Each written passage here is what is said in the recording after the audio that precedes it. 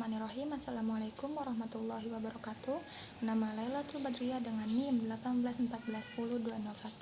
Saya akan menjawab UAS mata kuliah Pasar Modal Syariah.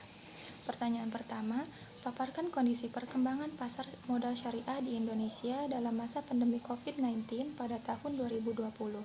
Pasar modal syariah terus mengalami pertumbuhan hingga tahun 2020. Hal ini seiring dengan masyarakat Indonesia yang semakin memahami investasi berbasis syariah dan meningkatnya jumlah saham syariah.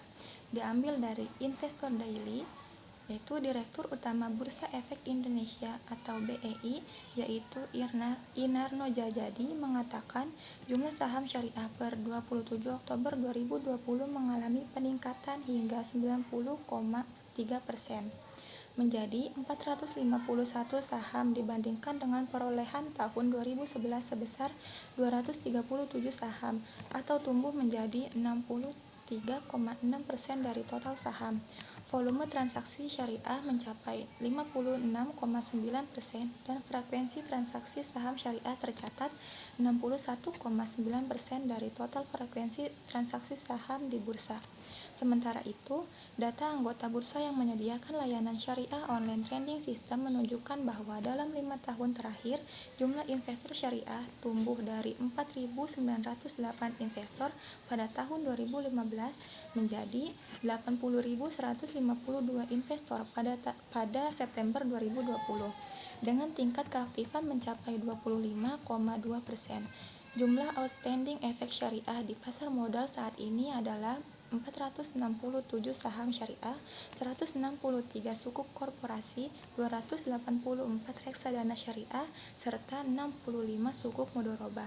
Selain itu, pada September 2020, jumlah investor pasar modal juga mengalami peningkatan mencapai 3,13 juta single investor identification atau tumbuh sebesar 26,27% secara year to date. Adapun sampai dengan 6 November 2020, jumlah penghimpun dana melalui pasar modal tercatat mencapai 97,74 triliun dari 144 penawaran umum. Jumlah 44 penawaran merupakan emiten baru. Pertanyaan kedua, bagaimana untuk menjadi investor di pasar modal syariah Indonesia yang tidak menyalahi prinsip-prinsip Islam dalam berinvestasi?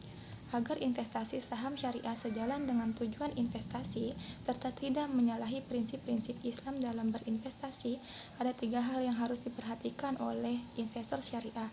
Hal yang pertama, kenali semua variabel utama investasi syariah di pasar modal. Ada 3 hal utama yang harus dikenali investor sebelum melakukan transaksi di pasar modal syariah. Pertama, perusahaan efek atau anggota bursa yang akan menjadi wakil dalam melakukan transaksi saham syariah di pasar modal.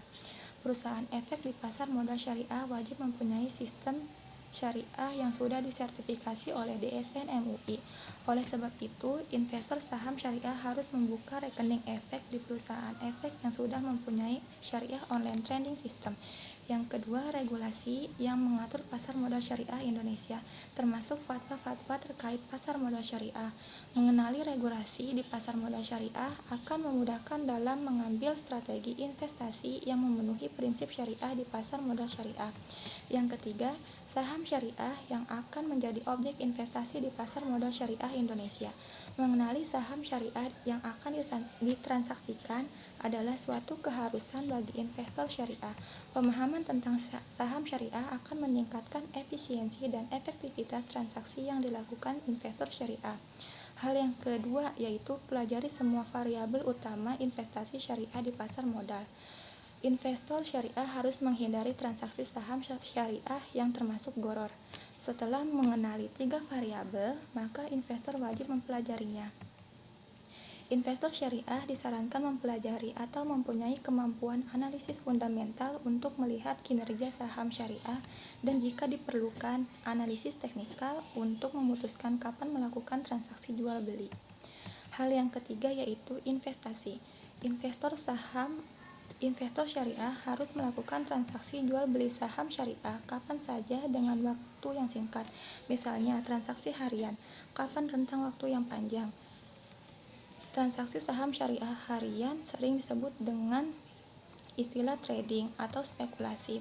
Pelakunya sering disebut sebagai trader atau spekulan, sedangkan transaksi saham syariah jangka panjang disebut sebagai investasi dan pelakunya sering disebut sebagai investor. Demikian jawaban dari saya, kurang lebihnya mohon maaf. Wassalamualaikum warahmatullahi wabarakatuh.